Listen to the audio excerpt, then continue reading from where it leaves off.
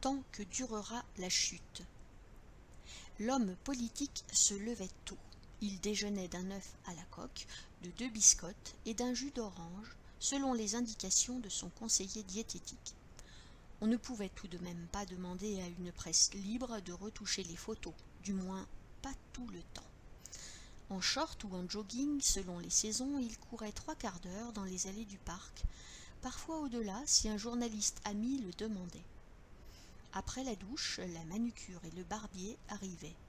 Au début, il avait voulu se raser lui-même, mais dans la glace, au lieu du visage satisfait qu'il aimait retrouver dans les journaux, il en voyait l'image inversée, comme un étranger qui aurait eu un passé, une jeunesse, peut-être même une enfance.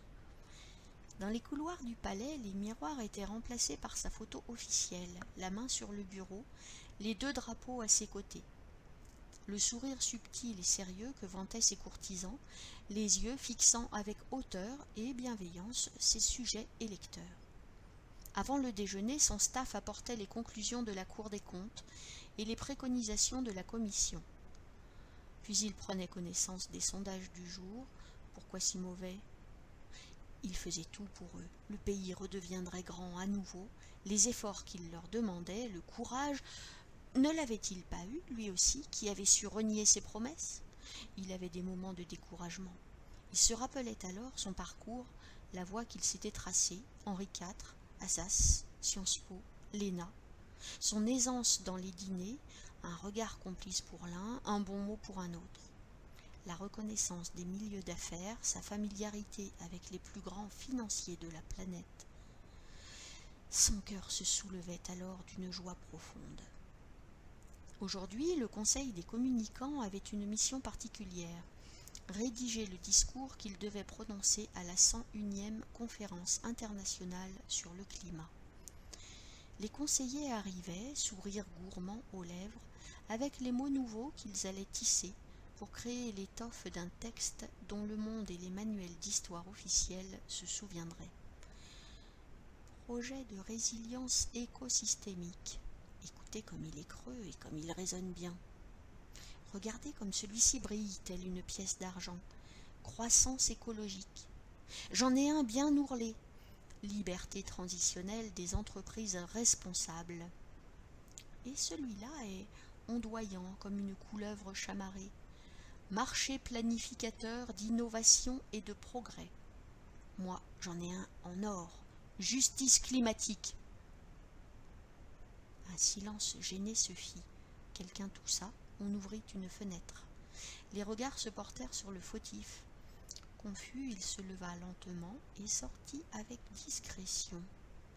Chacun reprit ses notes, et les voix s'élevèrent à nouveau, les mots choisis, les mots brodés, les mots sonnants se faufilaient dans la trame des phrases que les experts reliaient ensuite solidement. Satisfaits d'eux-mêmes, comme après un bon repas, ils présentèrent leur travail à l'homme politique. Dit le roi président, n'est-ce pas un peu trop gonflant, là, sur la droite ? Pas du tout, répondirent-ils exaltés. Le texte est tout à fait ajusté à votre politique. Seuls les incultes et les imbéciles pourraient ne pas le comprendre. Déjà, le cabinet laissait filtrer ce commentaire sur les médias bien intentionnés, largement repris par certains réseaux sociaux. Voilà que le grand jour du grand discours du grand homme arrive. Le roi prend la parole devant un parterre de chefs d'État qui se congratulent avec connivence. La foule est massée loin derrière, les ONG parquées dans une ville voisine, les caméras du monde entier s'apprêtent à retransmettre l'événement du siècle. Bla bla bla. Les applaudissements interrompent la parole voluptueuse. Bla bla bla. Quelqu'un crie « Bravo ! Vive le roi !» Bla bla bla. Les premiers rangs se lèvent d'émotion quand, les bras levés et le regard vers le ciel, il appelle à la solidarité planétaire des puissants. Tout à coup, dans un bref instant de silence, le besoin d'un verre d'eau, la voix d'une petite fille qui s'était rapprochée de l'estrade s'élève. « Le discours du roi est nul !» Le silence se prolonge, Puis un murmure commence à parcourir les travées. Le discours du roi est nul.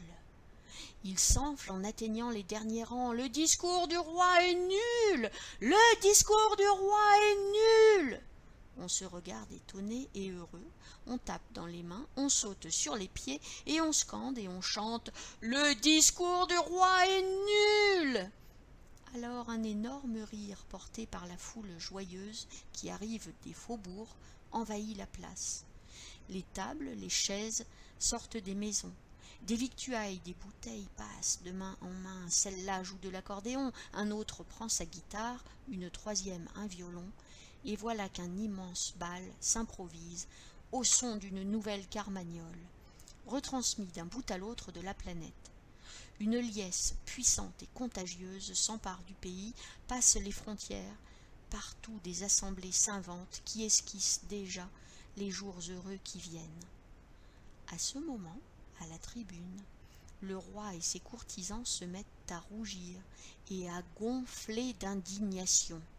Ils gonflent comme des baudruches et explosent en milliers de confettis colorés que les enfants attrapent en riant.